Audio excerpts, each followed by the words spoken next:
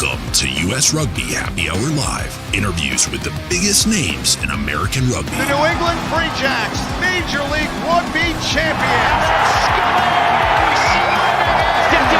One-on-one to score. Here are your hosts, Bill Baker and that other guy. Hello, everybody. Welcome to US Rugby Happy Hour Live. I am pumped. You know why? It's just because we're talking rugby tonight. I love talking rugby tonight. I thought you had big news or something, Bill. I do. I am going to be on the next edition of Bachelor. That's a turn for ABC there. Coordinating. Fitzy, how are you? Good to see you. Good to see you too, Bill. I'm doing swell. Good to hear. It's a tough time for different people in this country right now, so I think it's great to talk about something we all enjoy and can agree on. Well, mostly agree on. We'll find out tonight. Hey, but my we can talk about fantasy football team's doing great. I don't know what you're talking about. No. Exactly. That's why I don't want to talk about it. Right? Listeners, for our American listeners, whether you are red or blue, this show is for you. I just wrote that. I'm going to be writing Hallmark cards. Before you know it, I'm off the show. I'm writing Hallmark cards. I'm done. I think Bryan left the green room. He's like, what am I doing here? Speaking of, later in the show, America's Rugby News, Bryan Ray joins us. We're going to talk MLR moves in the offseason, little USA Rugby with him, and some Canadian rugby with him as well, which we don't really talk enough about.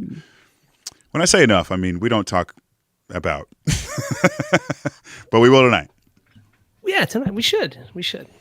Yeah, right. We should. Tonight, North America in general needs to improve. So yeah, I'm with you that.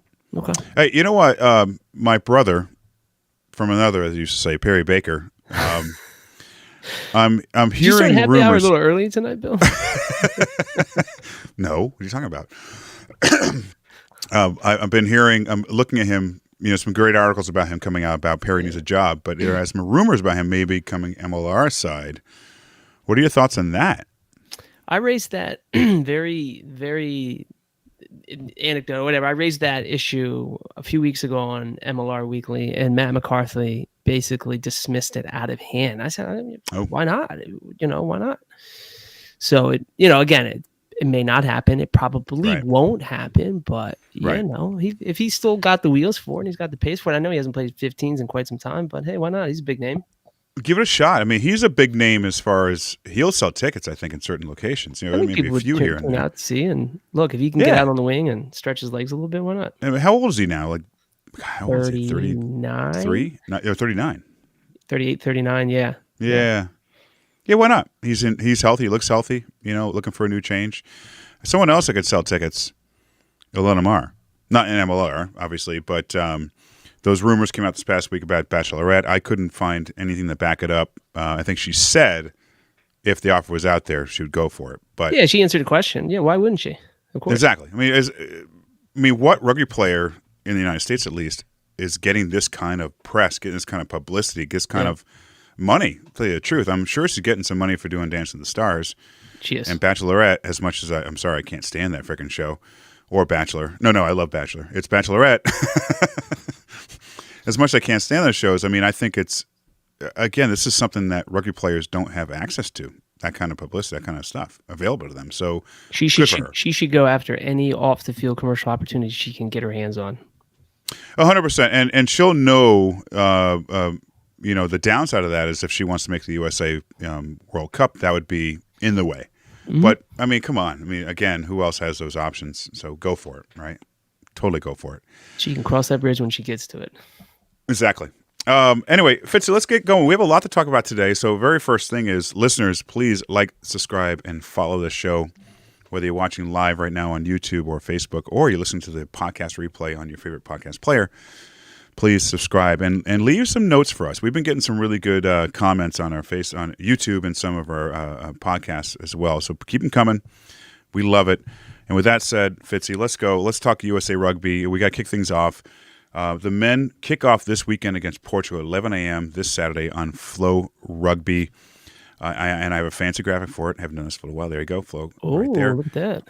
I know. After Portugal, we have Tonga on November 16th. That is on Rugby Pass, which is free. And Spain on the 23rd, back on Flow Rugby. So, I mean, I want to mostly talk about the squad, but Fitzy, what are your feelings on USA's chances overall in these matches? Are you asking me for a win-loss prediction? No, I mean expectations. Well, no win-losses yet, just expectations. You know, are I mean, we looking to be a competitive win? Yeah, they should be competitive in every match. Yeah. Granted, our last two results, at least the first time, the first match here in November against Portugal, our last two results are not very good. Portugal, right. They won 46-20. Of course, everyone remembers that 16-16 draw in the repechage. Still stings, right? Repechage. I probably didn't pronounce that right, but my friend. I can't either. Yeah. But I mean, look, here's the deal. At some point, like, results are going to need to start mattering, and I know, the qualification is still a year off. They're building, but I'm tired of the building and hoping and making progress. Let's start putting some W's in the win column. I mean, Greg Peterson himself said it when we spoke to him a couple of weeks ago. Like, the dudes want to win. They're not going out there just to earn, participation trophies. So, like, there should be some expectations put on these three matches to go out and at least get one win. I mean, two, I would think, within reach. And if you can get all three, fantastic. Is that going to happen? I don't know, but I mean, it should be competitive in any match, and let's start putting some expectations on these guys and the coaching staff, for that matter. Well, and Scott Lawrence on the show, he mentioned the same thing. He didn't say it the same way that Greg Peterson, but he's the same way. We need to start winning games. It's not about bonus points. It's not about we competed with somebody. No, we're winning. And he said Fiji, Samoa, I believe it was. Those are winnable games. They were in Japan also. It's like they could have. Yeah. He felt like they could have won those games. So, which I think is good. Whether they could have or not. November, I think, are much more winnable games than Samoa and Fiji. But yeah, no, definitely Fiji and Samoa as well. I think Tonga's going to be tough, and they're all going to be tough matches. Yes. I mean, Spain, I definitely think we should win. We'll talk about more of this later, obviously, but Portugal going to be tough. USA wants to redeem themselves against Portugal. All right. So instead of overall thoughts in these matches, let's talk about squads. Okay, let's talk about maybe the traveling squad who are available to play this weekend at least. And I want you to touch up on some of the MLR players that are in this squad, and let's talk about them and their impacts on the team and some players who stand out for you. Yeah, I mean, there's a few guys here who potentially earned their first caps. I mean, one, so like Mark O'Keefe, right? Like, everyone knows him from MLR, from the Chicago Hounds, newly eligible. Mm-hmm. Love the attack, the pace, the physicality that he brings to the center position. So excited to see him out there. And how about his MLR teammate Noah Brown, right? Exciting, fast, young player, back and forth from 7s to 15s program. Love to see him out there at 15s. Because I think what we're getting at, and I think what we saw, in the Pacific Nations Cup, was there seemed like there was just a inability to really have a game breaker out there, someone who can make something happen. And there were some players there, and they were missing a couple of pieces. But I think a guy like Noah Brown, I think Mark O'Keefe can add a little something else to it. The Chicago signed a couple other players, and the Australian U20 guy we'll probably see in a little bit. Oh, yeah. Ben Pollock would be interesting. But another guy, right? So like Eric Storty, right? We want to be able to promote and highlight our, number one overall pick in the 2024 MLR collegiate draft, right? So, guy out of St. Mary's, I'm looking forward to seeing him out there and playing some significant minutes. One guy that I do want to bring up here, an established men's Eagle. I'm hearing that he may not be playing in the November test because he may have suffered a hip injury in the Pacific Nations Cup and found on a Schultz. Now, I can't confirm that, but I'm hearing some things that he may not be available. Maybe Brian Ray has heard some things and can shed some additional light on that. But, until that match day 23 comes out tomorrow or Friday, we won't big know. Loss. Yeah, if he can't. Jama is a big loss. It'll be a big loss for this team. When he plays at 8, he ball in hand, he's rampaging through guys. I don't know why Old Glory doesn't put him at 8. They've been playing him at flanker. Yeah. I just don't get it. I got to talk to Simon Cross about that. Yeah, make some phone calls. Let's work this out. Let's make it happen. All right, so I want to talk about some overseas players, obviously, because that's what you do. That's what I do. I'm going to start off with one of my favorite players overseas who's finally getting some playing time with his premiership team. This is, Capelli Pifoletti. He just got his 50th cap with Saracens, only his second appearance this season, and also his second start. So he got to start with a Prem match and also a Cup match this past weekend. 44 minutes this past weekend, 49 minutes the prior weekend. He's been improving since the summer series in PNC. In the summer series, I felt like he was off. He looked tired. You and I were both at that match in Scotland, at least. Not in Scotland, against Scotland in D.C. He looked tired. He didn't look very quick. So I believe with these minutes with the PNC, he's definitely a different player now. I think he's going to be extremely important to the success of this team. Another player is Ruben de Haas. He had a fantastic PNC, if you ask me. However, he hasn't suited up since the PNC, which I guess a bunch of MLR guys haven't either. But he's strong. He's really grown into himself. He's really matured. The schedule is confusing for his Cheetahs side. They have the Challenge Cup coming up in D.C. And there are rumors that he's going to be landing in MLR. Right? Very strong rumors. So hopefully, maybe Brian Ray has some insight. Ruben's the elder statesman in that 9 jersey, right? You got him, Ethan McGee, and Connor Buckley, a reserve. Oscar Lennon, I think, was named to the reserve. So, Ruben is the most capped scrum half right now. Some quality minutes there in big matches. Yeah. So, that 9 jersey should be his to grab a hold of and hold on to for a while. Yeah. And another jersey who's basically, whenever I think of number 10 for USA, I think of AJ McGinty. McGinty is having a spectacular Prem season right now over in Europe.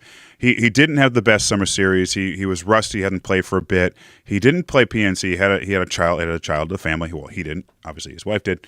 But he's had a great season so far with Bristol Bears. And to paint this in perspective, he has assisted 7 tries through 6 rounds in the Premiership this season. That ties the most in any major European competitions since records have began. And that ties with John Cooney for Ulster back in 2020-21. Elliot Daly, as recent as 2022 and 23 with Saracens, he has 69 caps with England. But also ties Jack Carty from the 21-22 season with Connacht. Now, Jack Carty is Luke Carty's brother. Luke Carty obviously is a U.S. Eagle.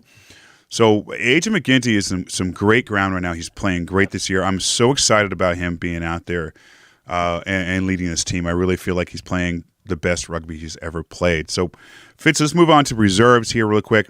I'm going to touch off right now with a few others who I think, if they're able to make it into the starting squads or get into play, they could be impactful. This first one, I'm excited about him getting his chance. Now, nope, that's not him.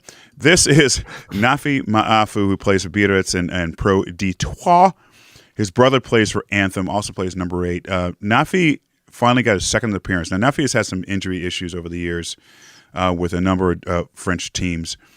But he did make, after his first start this past week, actually, at number 8, the Pro D2 Team of the Week, 53 minutes at number 8, tallied 9 tackles. The week prior, came off the bench for 23 minutes at flanker. So I'm excited to see him. Also, I really do.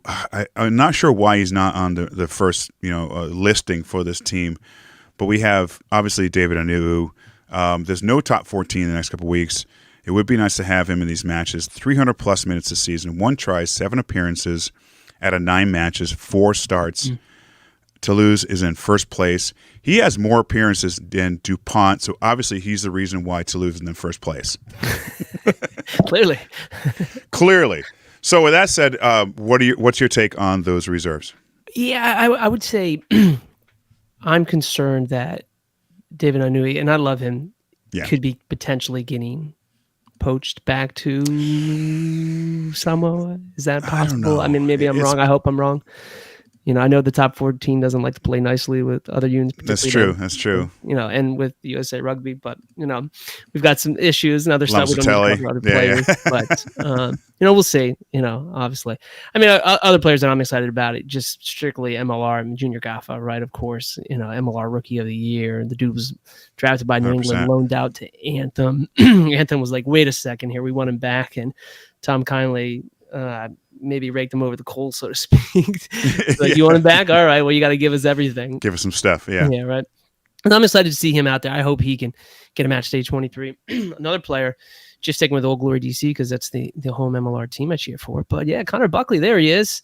Nice young guy. He's a fun dude. We chatted, me and AKP, Alistair Kirschpool, we chatted with him on our Glorious Rugby podcast.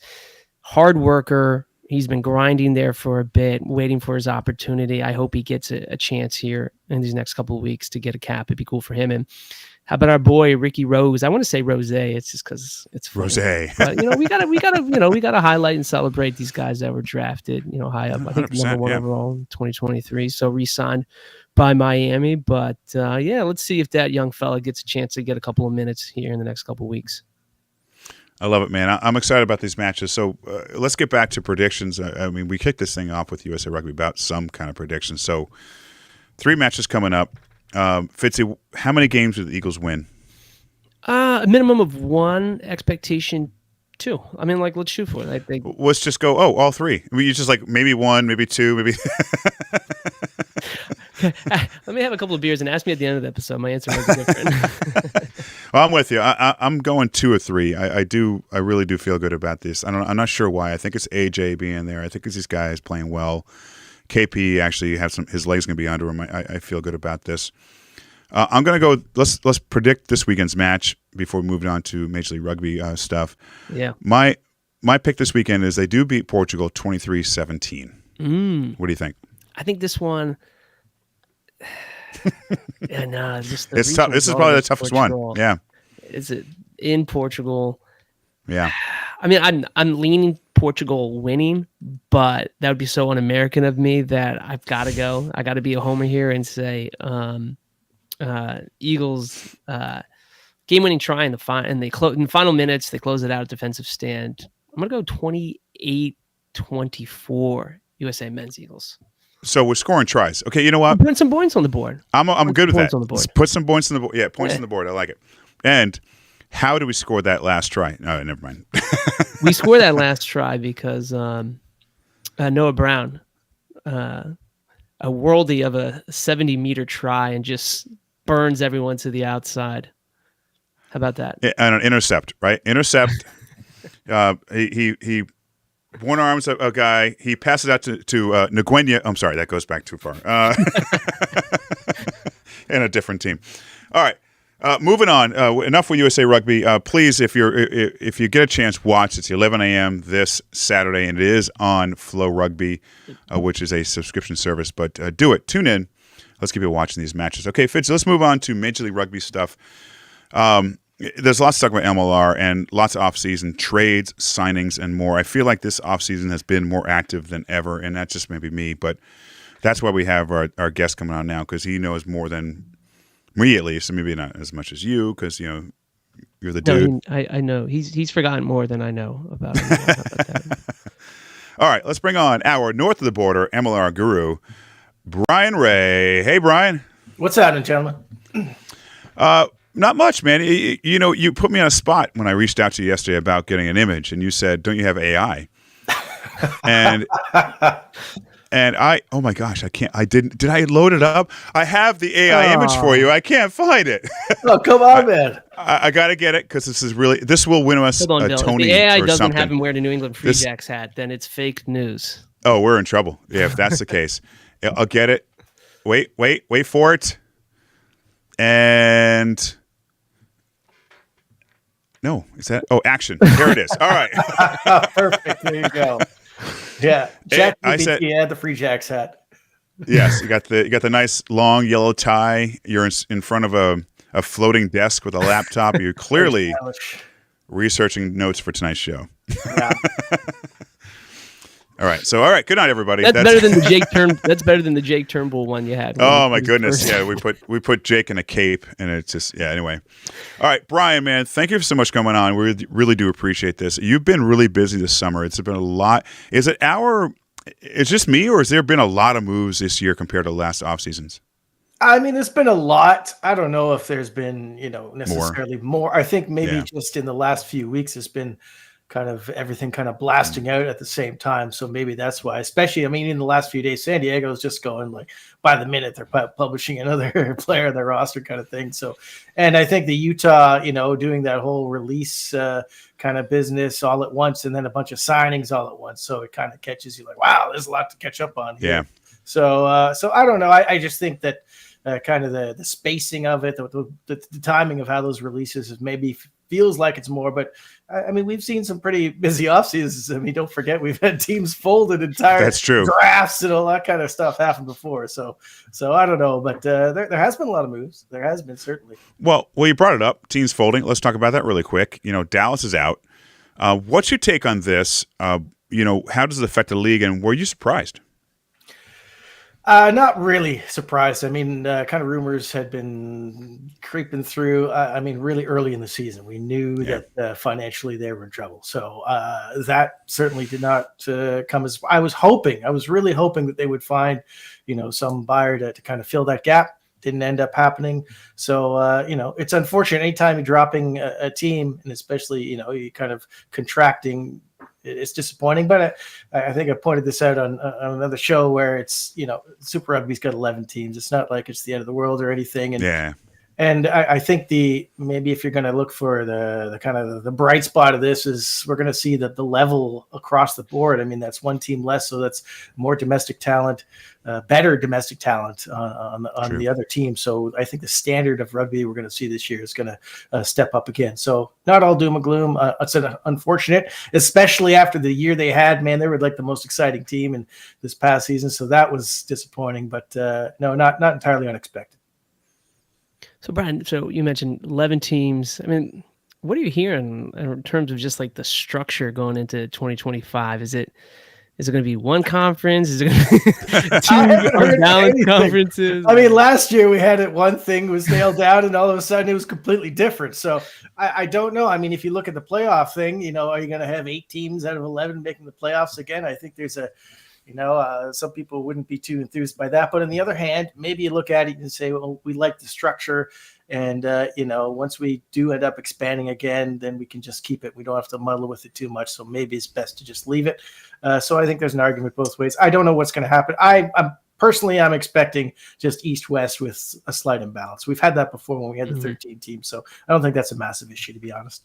Will it be similar in terms of, 16 regular season games like last year? Yeah, I would expect identical 16. I don't see any reason to change that. I think that's a really good number for the league. 16 and then 3 rounds of playoffs. I think this year though we won't have that gap, which is nice. Which I certainly did not have. Some people liked it. I don't know. Not for me though. So MLR essentially would be starting 2 weeks earlier. I think they started kind of like maybe it was the beginning of March this past year. This time it'll be moved up into February. Some cold issue play there, but the thought behind that is that, to your point, you won't have that odd gap with the international window starting in July and that 2-week break and the playoffs, and it just seemed a little wacky. That sounds like that's going out, and it'll be and the other thing I think we might see this year, I'm just not confirmed, but because we got the 11 teams, there's going to be a bye every week, one team with a bye every week, right? So we might get maybe the actual season might be like a regular season might be a week shorter because of that, just because you don't have to account for extra buys for teams. So I don't know exactly how it's going to work out, but yeah, we won't have. I'm very certain that we're not going to have that gap in between the regular season and the playoffs like we saw last year. Good. And I think one of the biggest things I've heard or seen this offseason, Houston SaberCats rebranding. Amazing. Possibly a little more R in the RGB, I think is what they did. I think I think, doesn't NOLA have a patent on that color though? I think so, the gold. Hey, you know what? Good for them. It felt like the way they unveiled the whole thing. I was like, is there a new mascot? They haven't shown us the actual logo yet. It's just the text that we've seen as far as in a different shade of coloring. Yeah. I mean, it looks cool, whatever, but like, I don't know. I mean, all right. Props to the Chicago Hounds and Nola Gold for taking a Phil Harris school of trolling and coming after him a little bit. And good-natured ribbing. I didn't think it was all that bad. I thought it was pretty funny what Chicago and Nola did on social, poking fun at the rebrand. For what you need to. Yeah, you need to. It's a business, but come on, be able to laugh at yourselves. All right, Bryan, let's get into it. We want to talk about player moves this offseason. We kind of teased it earlier. I feel like it's been a lot, but you mentioned it's been a lot recently, at least. Let's start with the 2 teams from the final last year. Then I want to go from conference to conference. So we'll start with Seattle and New England, but let's start with Seattle. Their latest signing, obviously, is this I'm going to get the name wrong. Malembe Mabufu, lock out of thank you. A Curry Cup player, South African, a pretty good signing for Seattle, a big dude. So let's talk about the signings from these two teams in the offseason and start with Seattle. Have they improved themselves really since last year? And maybe talk about a couple of the players. I think there's a debate to be had. I mean, we just saw, today Big Joe signing for Nola Gold, and the replacement is coming in effectively, Karen Van Voeren, who's a very different player coming in from the Sharks. I mean, Big Joe's like an extra prop out there with his power, but he's also, pretty mobile for his size. Whereas Van Voeren's more, if you look at him, he looks more like a back rower. He's 6'2", 235 kind of thing. Patty Ryan basically playing hooker. So Patty Ryan flanker version, not to be confused. Yeah. The other props. So I think there's a change. Deval Kotza is also going there, the Canadian, and Jesse McHale, who's also now an adopted Canadian as well. So a couple of Canuck internationals, love to see that. So a whole new slate of hookers they got. That's always going to change things. Also going to be changed at fly half. Mac Mason not with the team, unfortunately. He's been brilliant, but they got Rodney Iona coming in from NOLA. So I mean, almost is that confirmed that Mason's not coming back? Yeah, that's what I'm hearing, anyways. That's why Rodney's coming in, because originally Rodney, I mean, he announced he was leaving NOLA quite a few months ago. He was meant to be going back home, like Australia, New Zealand, down at the Pacific, but now he's going to, up to Seattle. So he's a very different player to Mason. Iona's early guy. He's more of a run and gun kind of fly half. He doesn't have that tactical boot that. I mean, he's a good kicker, but he's not the same as far as Mason's just ability to see the field with that boot is. Is Mason out of MLR? As far as I know, I don't know that confirmed, but we'll see. But so that's a change. Mpofu coming in. I mean, you look at their second row stocks from last year. They had Drosty and Rhino Herbst in there. Is Drosty gonna leave? They had Hugh Taylor. He was playing flank for them. And they also got CeCe Mahoney coming in now. He's a massive figure. He's huge. So, that's nice. He's had some injury problems. You look at the back line now. I don't know. I want to tease stuff here, but there's going to be some changes in the back line coming in this year. That's interesting. They haven't revealed all of them yet, but Cruze coming in, certainly interesting. I think he'll be playing center there. Malachi Esdale. I kind of wish he'd come back to MLR sooner than he did. I know the Olympics, blah, blah, blah. But, he's a flyer. So it's interesting. I don't know if I can look at this right now, though, and say that they're necessarily, like a big step up or anything. They look more like lateral moves to me, to be honest, at Seattle right now. We'll see. We'll see what they're. Well, tell me that Manoa and Dorotella have officially retired, because I always see them on the roster. Oh, yeah. Manoa didn't play this year, but I can't imagine. I know, but Dorotella was going to play again. That was crazy that he was back this year. I know. They're in the crowd, though, and they have their boots on them, and we need 10 minutes. Kickoff. Yeah, just bonkers. Fun stuff. I mean, you never. Bryan, you mentioned more changes in the back line. I think Seattle's. I mean, they're fullback. He plays center a little bit too. Devon Rousseau, I would expect he'll play fullback pretty much. Okay, and he confirmed he's coming back. Yeah. Or is it? Yeah. Okay. Yeah. Rousseau. They haven't announced it, but he's coming back. Yeah. I thought he was one of the best signings of the last offseason. Brilliant player. Yeah. Who suits their style really well. I mean, that's why Clarkey got him. He's got that siege gun left boot on him. He's just has great vision. Big fan of him. Alan Clark right now over in the UK with the USA Military Rugby Tour. Yeah, that's nice. London is. You have a lot of guys on that roster. Yeah. All right, Bryan. Nelligan. Sorry, go ahead, Bill. No, good. That's all right. Let's jump to the champs from last year, back-to-back champs, Free Jacks. In my mind, and maybe because I'm paying more attention, I feel like they've made the biggest splash this offseason without really losing a lot of players as well. Re-signing Patros, Poland, and a bunch of others, but then bringing in some heavy lifters, especially in that pack, which is somebody, especially loose forwards, I didn't think they needed. So let's talk about some of the signs they brought on this season, and will it make them contenders again? I have them right now as number one. I think they're going to three-peat. This, like you just said, they kept the bulk of their team. So, they've already got an outstanding team. And then, Tom Kindly's just kind of looking okay. here are the spots where we're a little weak, so let's just add a little bit more depth in there. They're bringing in Kore Duedua, the Fijian prop, can play both sides. I expect we'll see him at tight head because I think Jared Hankinson is retiring. Sam Caird coming in at lock, a big set. I mean, it's not like their second row is bad, but Caird comes in and adds a new dimension. He's 6'7.5", and he kind of looks like reminds me of Will Tucker. He used to play for New York and then went back to Super Rugby. Long, rangy, striding guy who loves to tackle. So I think that's a nice pickup. Gerald Gomez-Vara, one of my favorite players in MLR. Obviously, he's sensational. So, I mean, you're losing Mitch Jacobson and you get the best forward from the season. You're doing all right. And I love the two Canadians, Josiah Moore and Brock Webster, coming in out wide. I think maybe if players or if fans haven't done their homework on these two, I think they're both sensational. So I love everything that they've done so far. So I know obviously I'm biased, a big Free Jacks fan because they're Canadianism, but no, I think they've had an excellent recruiting season. I think they still got one or two players to come in. Kyle Steed's another Canadian. They got depth across the board. I think the one position I think we're maybe a little worried about, and we were last year or this past season as well, is fly half, who's behind Patras, right? I mean, we've got Reese McDonald can slot in there, but is he coming? Is he coming back? Yeah, he's coming back.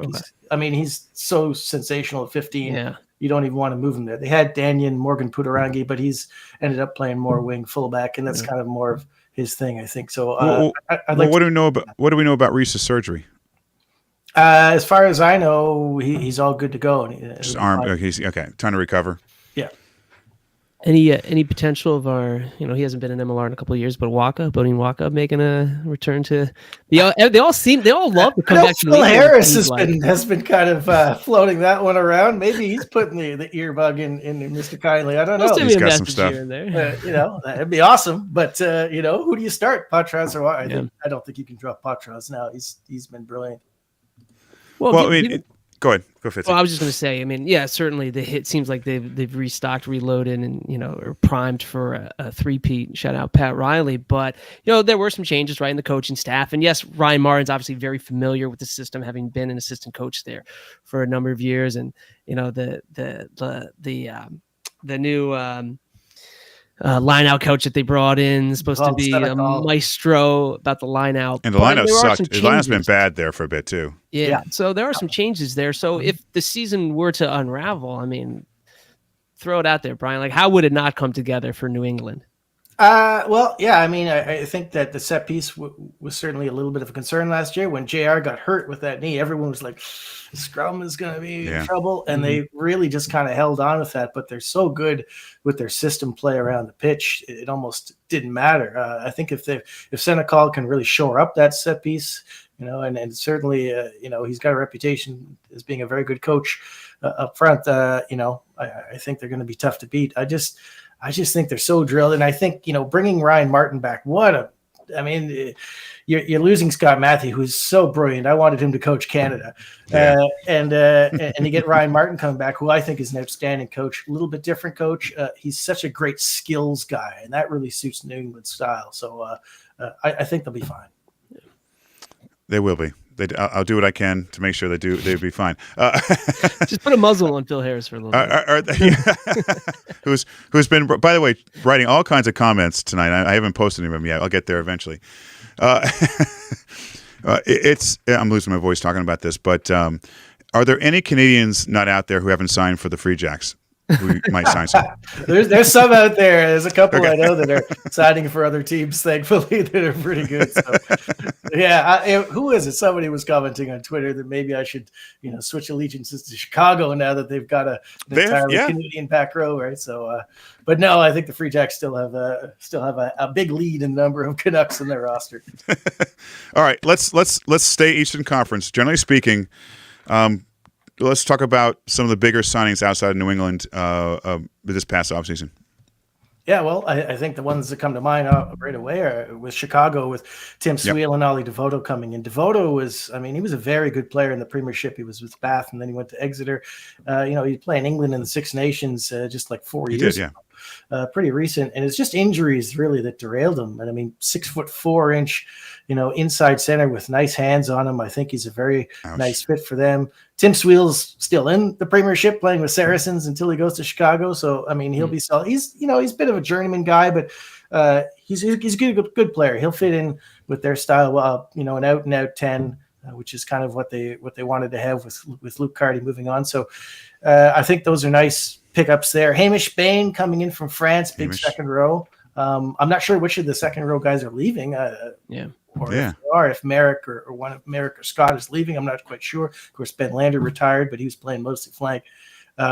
So I'm not really sure what the change is there. They got OTP Folletti coming in to play loosehead. Again, I'm not entirely sure. I'm pretty sure they got Zuraj Vania, the Georgian prop, signed for a couple more years. Now, he did have that knee injury, so so I'm not sure. And Nico Revol came in and did a good job from Dallas, too, as well. So I'm not sure if he's back. So what happens in the centers there? I mean, there's a lot of centers now.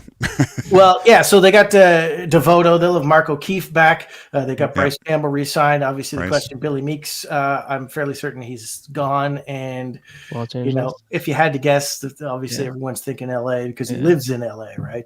I thought he was going to be there last year. But with Hoyles back in L.A., it seems like the pieces are all aligning for Billy to go there. So I'd be surprised if he ended up with any other team than LA. But that's a change for Chicago. But I mean, it's quality for quality, right? So and I think O'Keefe had some injury issues this past year. So I think a fit O'Keefe at 13 with Bryce to kind of rotate in at either 12 or 13 is pretty handy. And don't forget, they got Peyton Wall, who's a pretty highly rated youngster coming up. They just picked up in the draft as well. So I think Chicago looks pretty solid. And you got to find minutes for Noah Brown too, right? He's a winger for me. Yeah. He's as soon as I saw him play, I said, this guy's going to be with the Eagles. I mean, he's just an electric athlete, right? And those are the kind of guys you want in there. Bryan, Chicago announced that they signed U.S. qualified Australian 20 guy. Mm-hmm. Yeah, they mentioned him as a I don't know what the phrase they used, versatile back or something like that. But I mean, he'll be fullback. Fullback.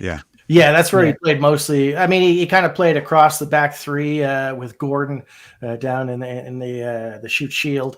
I mean, he's been starting for them 3-4 years since he was like 19. And he's only 20, 22, 23 now.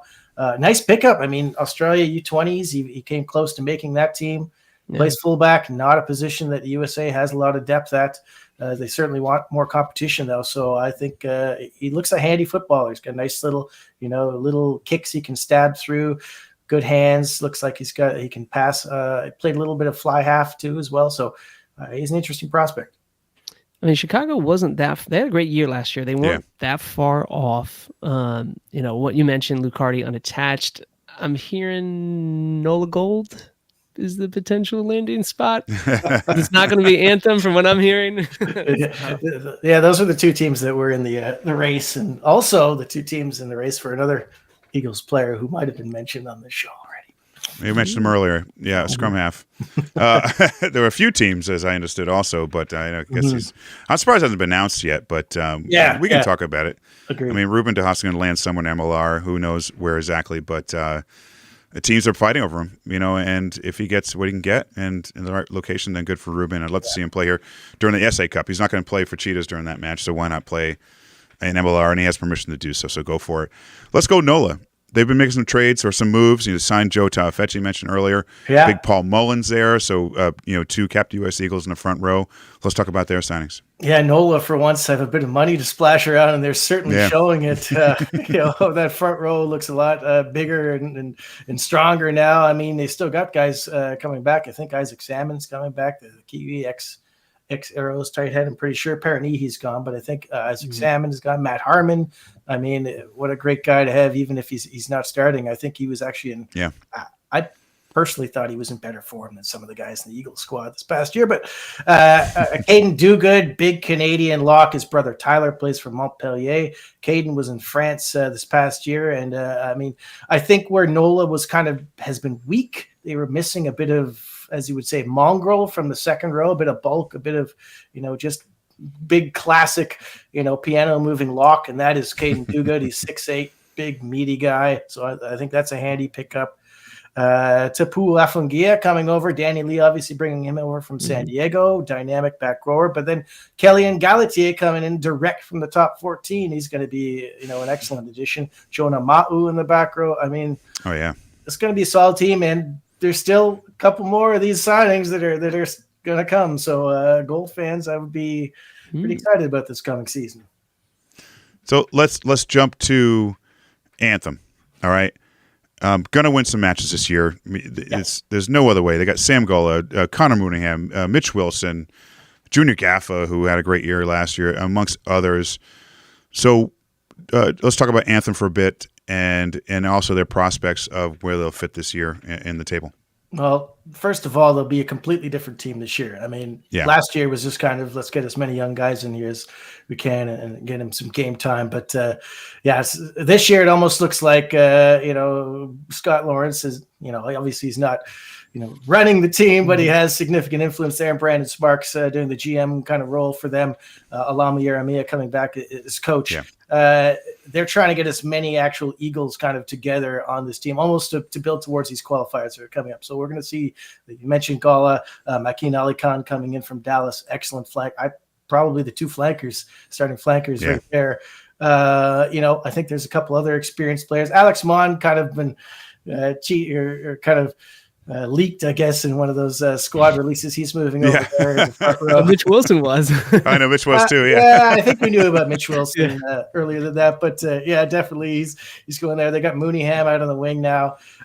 Some really exciting young players coming in there. I like this Alejandro Martinez Tapia from Lindenwood coming in. Yeah, big rangy, locker back row. I think his future's probably in the back row.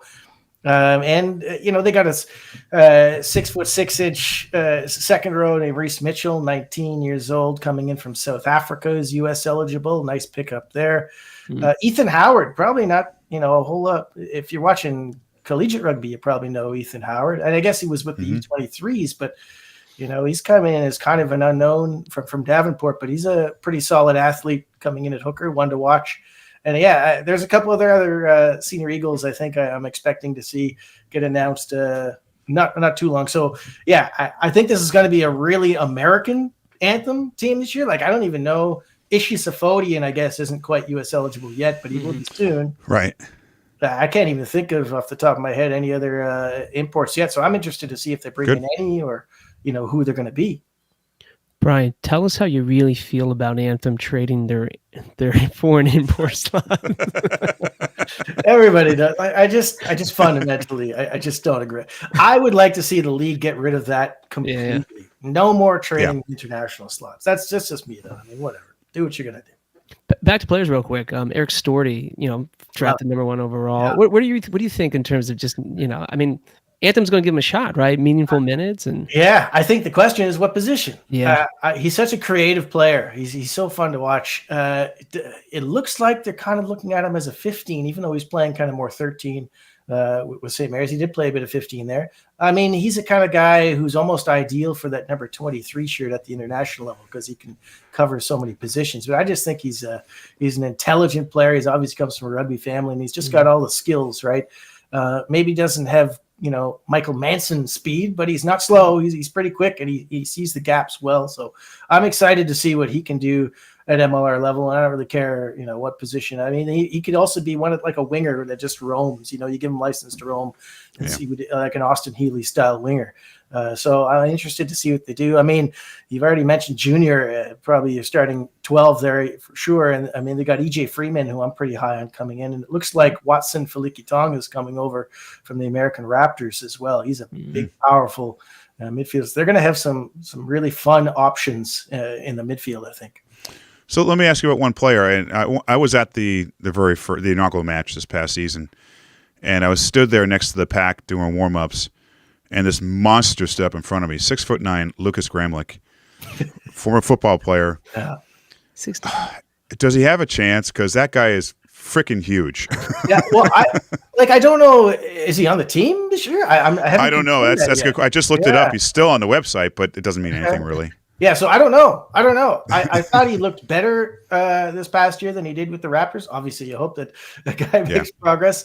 I'm not sure, what his commitment is. Is he, still looking at football? Because I know he was kind of moving back and forth between rugby and football. Right. So I'm not sure what's going on there, but certainly he's got the size at international level, which is why they had him in the Eagles camp in the first place. So we'll see. We'll see what happens there. Anything else on the Eastern Conference, Fitzy? You want to ask about Old Glory, or should we move on to Western Conference?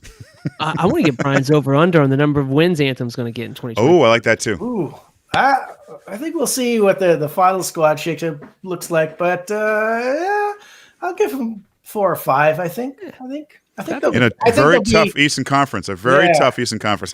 Yeah, I think they'll be a team that's competitive every game. They're not going to be these losing by 40 points at all. I just hope MLR doesn't do what they did last year and made the Anthem play New England in their opener and their closer. Yeah, that was crazy. I agree. Pass for New England to open. I agree. Just saying, but 2 easy wins. That's why they win it all, Fitzy. That's the reason why they won it all. All right, let's jump to the Western Conference. Let's talk about bigger teams here. When I go through all the notes, Utah has gone like 180 as far as what they've been doing, and they're like, you know what, we need some quality. We want some Super Rugby players. We want people from Ireland, All Blacks. I'm like, what's going on in Utah? Bryan, what's going on in Utah? I was a bit surprised. I mean, when they kept Cooper, I knew they would make some changes, but I didn't expect that many. Now, the question I don't know how many of these guys were planning on leaving. How much was these guys saying, okay, I'd actually like to move somewhere else, or how much, it was Cooper saying, yeah, we're not going to keep you around. So I don't know the answers to that, but it was a lot of stalwarts. I mean, Paul Mullen's gone, Thomas Tuavau's gone, Caleb Makane, who's been outstanding at fullback for them, he's gone. Mika Cruze obviously has been kind of an institution for them. So a lot of big names, fan favorites. Nick Sushan, hooker, comes in for 1 year, and he's got. I mean, Liam Coltman's coming, and it's not like it's like okay, but still, it's a lot of changes. It's a lot of changes for me. You're cutting literally half the starters, and I'm looking at the guys who are coming in. There's some good players there. I don't know if I'm looking at this and saying, on paper, are they big upgrades on what's leaving? I think there's a couple positions where you can say, yes, Coltman, obviously an ex-All Blacks hooker. He's going to be outstanding. I like D'Angelo Luila coming in, the Samoan. But again, like if Hodgson's back, are you playing, is Luila competing for that 10 spot? Are you playing, Lasike is probably your top 12 when he's fit. Is it a rotation thing? So what are they doing with him? Jordan Trainer's a handy guy, but again, I'm a big Makane fan, so I think that's kind of a lateral, you're replacing a good player with a good player. So Gavin Thornbury, I think, is a nice pickup, the big giant Irish lock. He's playing in the Premiership now, so that's certainly an upgrade, I think. But overall, I think it's like some upgrades, but you're making so many changes to the squad that almost negates it sometimes. Yeah. So I don't know. I think the jury's out on Utah. Because you mentioned a couple of names like Joel Hodgson. We're not sure if he's coming back. I mean, he's steady. He's got this little prancy kick, but he's a steady guy. But like Michael Manson, assuming Utah is going to bring him back. I mean, he was such a dynamic player for them. Makane, is he out of MLR, moving on to another squad? Or I haven't heard anything really on him. I mean, he's an outstanding player, so I really don't know what the story was there. I was surprised that he was gone. I was fully expecting him to be back. Vice captain, he's been fixture at fullback for 2-3 years now. So, surprise. Dylan Nell, he was suspended. He had that incident, I think he was suspended about 6 or 7 games, but when he was out there, he was a force. Yeah, I think his name was not mentioned as one of the 16 or 17 that was released. I don't think. No, I'm expecting him to be back, and I'm expecting him to move to number 8 and probably have Bailey Wilson and this new fella Tamaral McGann playing on the flanks. I would think that's probably their back row, but we'll see. Frank Lahore's another one I haven't heard, confirmed yet. I would assume he's coming back, lock or blindside. I think he's probably ideally a blindside, but his work rate is so high, he can fit in at lock. He worked there last year, so I don't know. We'll see. I got a lot of questions on Utah, to be honest. I'm interested to see what they do. Surprised you didn't bring up your boy Gabe Casey. Yeah, I mean, Yeah, come when you on. look at the midfield, I mean, I'm just thinking like he's kind of he's kind of like insurance for when Lasike is not hurt, right? He's a good player, great player to have in there, but I don't know how much game time he's going to get there. Spencer Jones, what's up with him? Is he back or not? I'm not sure.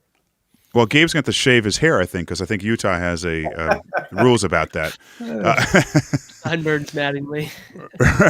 It's right. So Utah seems obviously the one making the most moves in the West. We talked about Seattle earlier.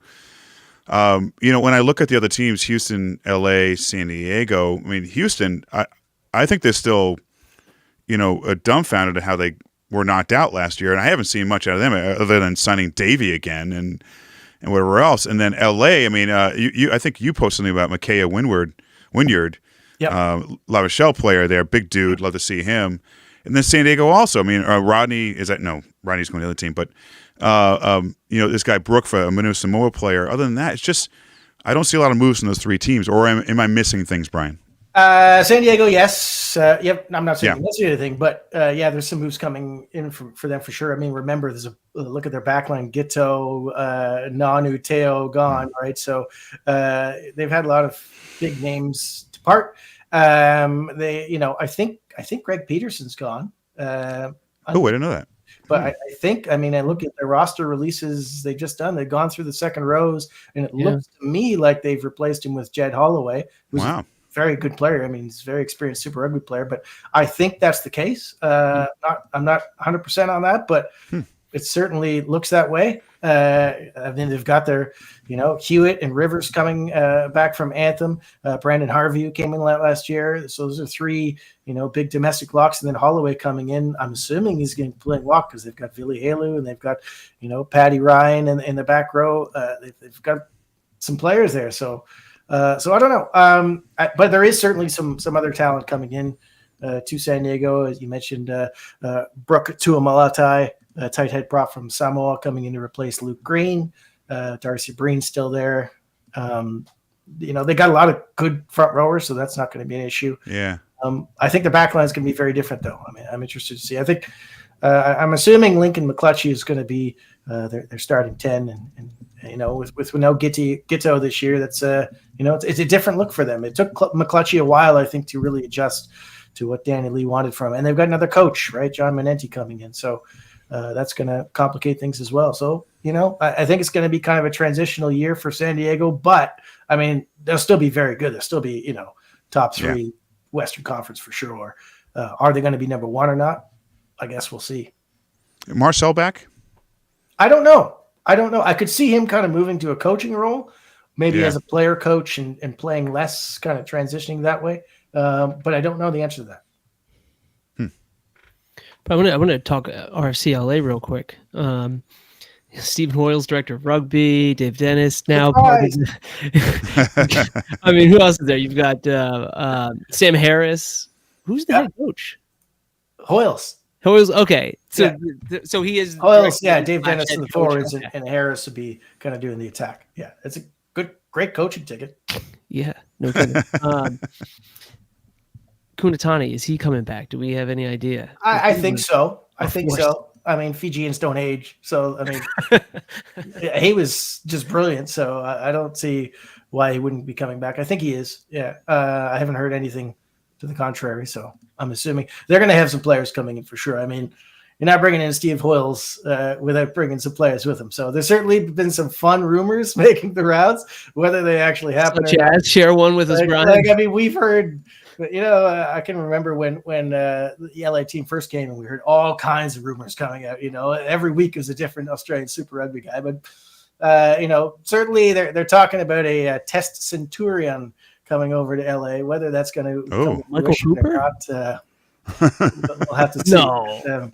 But, yeah, I mean, there's some conversations. There'll certainly be some Super Rugby talent coming over for them for sure. It's just which ones they're going to finalize, we'll see. So yeah, look for some names to come over to LA. They haven't really done anything yet. Micaiah Wynyard, they haven't even announced, but he's obviously there. Christian Dyer is coming over from Houston to play. That's play center wing. Vogan Isaacs, I think, is coming over from Dallas. He's got that Tel Aviv link, even though Tel Aviv doesn't really have a team. But they'll be improved. I just wonder what they're going to do about that name. Are they going to stick with Rugby FC or whatever the hell it is? Like, which I'm not sold on it. Anything? I don't know. LA Oaks. I have no idea. But I still insist to this day that the logo of the acorn looks like the outline of Matt McCarthy's head. With more hair. Oh, jeez. All right, Bryan. We want to talk a little USA and Canadian rugby. But before that, let's talk about your 4 top teams. I know it's too early, obviously, getting to the season. We're way too ahead of ourselves here. Top 2 Eastern, top 2 and Western. You go first, and I'm going to have Fitzy go second, and I'm going to agree with both of you. Go. I don't. It's so early. It's so early. I know, but honestly, the only team I'm really confident that is going to be in at least the semis, because then it's just whoever's best of the day, is the Free Jacks. I'm confident that they will be right in the race and near the top of the overall table in this one.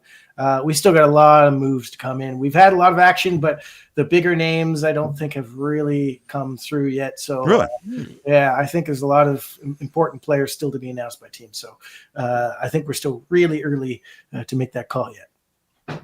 Nice. Fitzy, you want to try? I mean, I'll throw another team in there. We didn't really mention them. They made a couple of moves. Old Glory DC, they traded for Jason Emery center, versatile player. He could probably play a little fullback too for him if need be. Steph Hughes, the Welsh guy, he's a good player. I think he's really going to help them on defense. And chatting with Simon Cross, it seems like they are going to bring back a good part of that squad, and I think that continuity will help the team. They play in a great stadium. They love the grass field. Excited to see, but certainly if you look what Chicago is doing with these big signings and Nola Gold, I mean, Old Glory's going to have their work cut out for them if they want to get back to the playoffs for the 3rd straight year. But, it'll be, and with the anthem, Bryan predicting 4 wins out of them, and it's going to be competitive there. And if don't discount Miami. They've got some money behind them, remember. So Tomas, they got some, Tomas Cobelli is coming back. Matias Orlando, a full season with him. He's a very experienced Puma center. They're going to have some quality, and they've massively upgraded, particularly in the back row domestic stocks, picking up, they got Marquez Fulao coming in. They're picking up Calvin Erie coming in from Linden. Is Ardao coming back? What's that? Is Ardao? Yeah, Ardao is coming back. Echeverry is gone, but the Pusey and Ardao are coming back. So they're going to be a good side. They'll be a better side this year, certainly. Yeah. All right. Let's go a whole different direction real quick. We're going to keep another 5 minutes here, Bryan. Canada, Canadian rugby, back in action, taking on Chile. Help us out here. What's going on with the program? What are the chances against Chile? And, again, what's going on with the program? Well, most Canadians will be telling you doom and gloom. It's frustrating. I think the program is not going great. I think the quality of the players is actually kind of propping them up a little bit. It's good that we actually have some young talent coming through. They just named the roster tonight actually to play Chile, and Noah Flesch, the younger brother of Mason Flesch, is going to be starting an inside center, winning his first cap. He's certainly one to watch. Good athlete. I think you might be hearing more about him later this week from another team in MLR. There's lots of young guys. Some of these selections are really head scratchers for me, to be honest. And it's enormously frustrating to not have access to our best players. I mean, we're seeing a little bit of it with the Eagles right now. I think you mentioned David. I knew earlier. Don't worry, he's not going to Samoa. It's just a club thing. It's just he's playing with his club now. They need him. He'll be back in for the qualifier. That's just for ratings. We say that stuff for ratings. And Nafimov, who's saying a similar thing. He kind of wants to get some game time with his club, I believe. I'd love to see him get a cap maybe in the 3rd game. Me too. But Tyler Dugood playing for Montpellier, outstanding. Reese Nardicle kind of, suggesting he's going to play for. I don't think so. I think we'll be seeing him in the. France capped something like 14 locks this past year. It's not like they're short. I mean, throw us a bone here. This guy's Canadian born and bred. I expect his brother's playing with the team now. I expect we'll see Tyler with the Canadian team next year. But Tyler Ardron, he doesn't want to play in these kind of games anymore. He'll come in maybe next year, hopefully. Evan Olmstead, I don't know if he'll ever come back to the team, unfortunately. Matt Bukaboom is playing over there, another second. Our team would look very, very different if we had actually all the best players, which is incredibly frustrating for Canadian fans. But so the chances for Chile, I mean, we don't really have any form to speak of. I guess the good thing is that Chile sometimes doesn't travel as well. This is in the neutral venues, so can be played in Romania. So I think it's probably 50-50, to be honest. I haven't seen a lot of Chile. I think they're missing a couple of players on this tour, though. I haven't seen a lot of their action this year, but I wouldn't expect them to be amazing. I don't think Javier Eisman, the big second row, is going to be available. I think he's playing with Agen or one of the French clubs. I think he's on loan right now. So that's a blow for them. So I'll say 50-50. Maybe Canada squeaks this one out, but certainly wouldn't be a record victory anyways. But I want to ask you a quick question. Staying on Canada, but on the women's side, arguably their best player, Sophie Goody, I believe she's coming back from ACL reconstruction. Unfortunately, she suffered right before the Olympics. Yeah. What are you hearing about her timeline and coming back for Rugby World Cup 20? Yeah, she recently got that, walking cast robo knee thing. Yeah. She's been going around. She recently got that out. She's walking around unaided now. So that's obviously a step in the right direction. So, yeah, we'll be seeing her springtime, I would guess. She's certainly on track to get back in a timely fashion. Really unfortunate injury, but, these things happen. But certainly looking forward to their chances in the World Cup next year. Yeah. So let's talk USA Rugby for a moment here. Portugal, Tonga, Spain for them coming up next few weeks. All around the same rankings and world rankings. Not that matters that much, but how would you define a successful campaign for the Eagles against those three teams? I think a good record would be 2 wins from the 3. I would say 1 minimum, and then be close in the other 2. I think you guys mentioned earlier, it's time to start getting a couple of results here because they have the talent to do that. Now, I sat down, I kind of scribbled together kind of a potential Eagles, World Cup squad for 2027. I just wanted to kind of, see what I would come up with. And more than half the squad that I wrote down hasn't won a single cap yet. They've got a lot of talent that has yet to show up on this team. So, sometimes I do some whinging on Twitter about, moving things along. I think Scott's been a little bit conservative. I mean, I understand why. So it's not a big deal. I think we'll see a very different Eagles squad again next year. Well, maybe not entirely new next year, but certainly there's a lot of guys who can come in the next 3-4 years. A lot of what we're seeing is better athletes starting to come up. Where we have, some of these kind of more experienced guys in MLR, but maybe not peak athletes. We're going to see some better athletes coming through that just need to work on their rugby knowledge a little bit. So I'm excited to see some of them starting to come through. I hope, I did hear, by the way, that Jama does have a hip injury. I think he is out of this tour. I think there's a couple other guys also. So I'm interested to see what the final squad is. I would love to see Junior finally get in there. I've been screaming to see him. I want to see him at test level. I just think you got to get Noah Brown. I would love to see what's his name, Keelan Farrell, this young kid from the U20s. I would love Keelan, to see as well. Just get some of these young guys. Get Storty out there. Get Rand Santos. I like him at 15, and get him some game time. And actually, I think Santos he's not. I think he's on the extended squad or something, or the non-travelings or something. But I just want to see some of these young X Factor guys, particularly in the back line, come in and make a difference. So I think Portugal is going to be tough off the bat. They're a very good team. They've got a good squad. So I think that one's maybe a bit of an ask, but I think you can win the other 2 games. I think they're winnable. All right. 2 last things for you, Bryan. First thing, extremely serious. And Fitzy wrote this note down. Just in case you didn't like the question. How many times have you texted Alona to 21523 the last few Tuesdays? Come on. My goodness.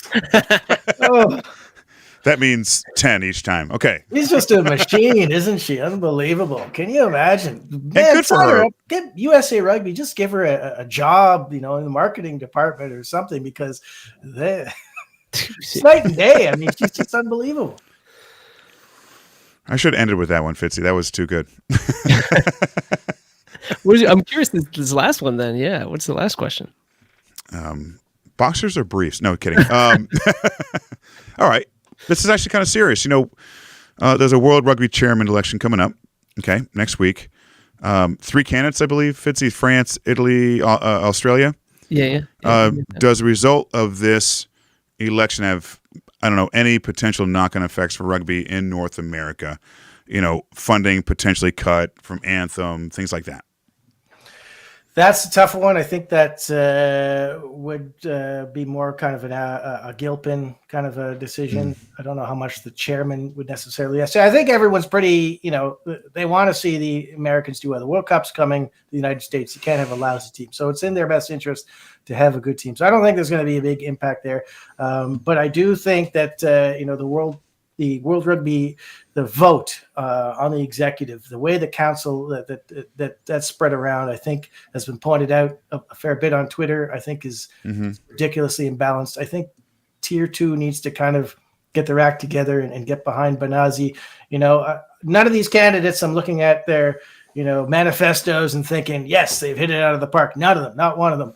But that's a big issue. That's a big issue that the Tier 2 teams, the second tier, it's crazy that we're even calling them Tier 2 still, but they need a seat at the table. They're not getting a fair shake right now. So I hope that the Americas can kind of get their act together and get some power back and back Banazi in this election, because I just think the Australian guy is just going to do the same old crap and it's going to benefit the same old teams. And it's a little bit tiring. And I mean, Banazi's in France. It's not like he's some minnow thing, but he's from Morocco. Also one of my favorite French players, by the way, from Morocco. So he at least appreciates, where he played for Morocco before he played for France. So he at least appreciates, where they're coming from these smaller nations. So, and I think he's said out loud that, he wants to change that voting structure. I think that's very important. So I think if we can get that out of this election, then that's a positive step for all of Tier 2 rugby, and that includes the Americas.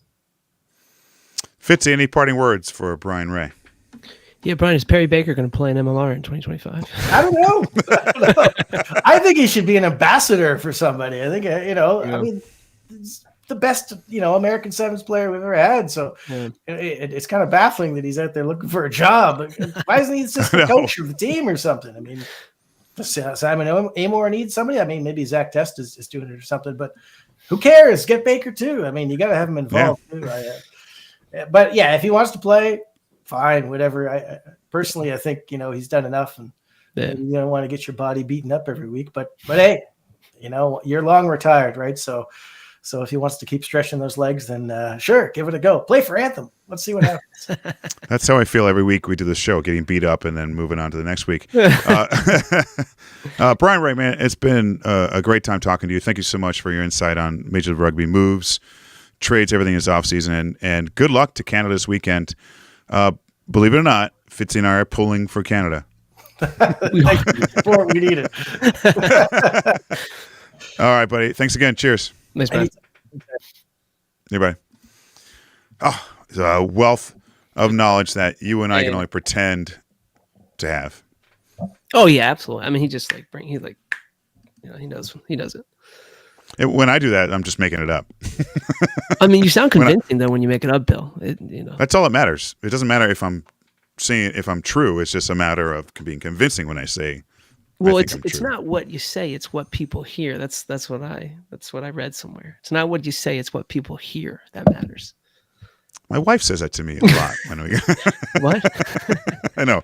Huh? Were you talking to me? All right, man. That's good stuff. Everybody, thank you so much for tuning in. Some great insight from Bryan Ray from America's Rugby News. And also, Fitzy and I did cover the USA game coming up this weekend against Portugal and the rest of the November series matches. Be sure to tune into those on Flow Rugby this weekend, Rugby Pass the following weekend, and then Flow again the weekend after that.